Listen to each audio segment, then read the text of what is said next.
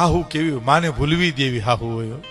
એક દીકરાની વહુ પરણીને આવી ને હે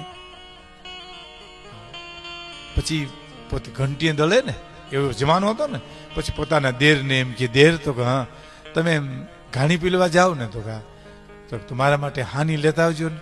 હા ભલે ભાભી લેતો આવીશું. ક્યાં રાખું? કે ઘંટીના થાળા હેઠે રાખી દેજો ને.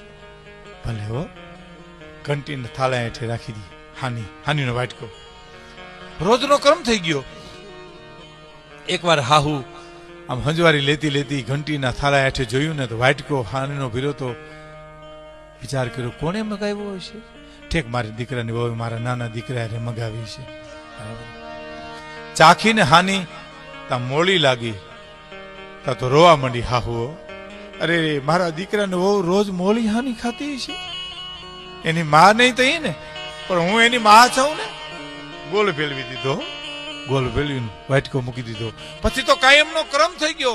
રોજ દેર આવી અને વાટકો મૂકી દે ઘંટીના થાળા હેઠે, અને રોજ હાહુ છાની મુની આવીને ગોળ ભેળવી જાય, અને રોજ સવારમાં દળતી દળતી હાની ખાય. પણ ઈ દીકરાની વહુ જયારે હાહુ બની, એના દીકરાની વહુ આવી તેથી તો આ બુઢી હાહુ બની ગઈ હતી. હાહુ ચાંદીના પતરા જેવા વાળ થઈ ગયા હતા, અંધાપો આવી ગયો તો. પૂછ્યું હાહુને કે આપણે દીકરાની વહુ કેવી છે? તો કે બાઈજી બહુ રૂડી છે, રૂપાળી છે, ખાનદાન કુટુંબની દીકરી છે. પણ કે ને એટલે આમ જીવ મુજાયેલી બાઈજી હાહુને કે પણ કે તું કેમ અટકી જા, કઈ ખોટખા પણ છે? તો કે ના ના બાઈજી આમ તો બહુ રૂડી છે, રૂપાળી છે, ડાઈ છે, ડમરી છે. પણ વાત કરી બેન, પણ શું કામ અટકે? ત્યાં હું તને વાંધો આવે છે? પછી ખુલાસો કરો, પણ કામમાં મોળી બહુ છે. હે કે બાઈજી કામમાં બહુ મોળી છે. અને શું બાઈજી હાહુને જવાબ આપ્યો, બેટા ગોળ નાખતી જા મીઠી થઈ જાય. હે કે ગોળ નાખતી જા મીઠી થઈ જાય.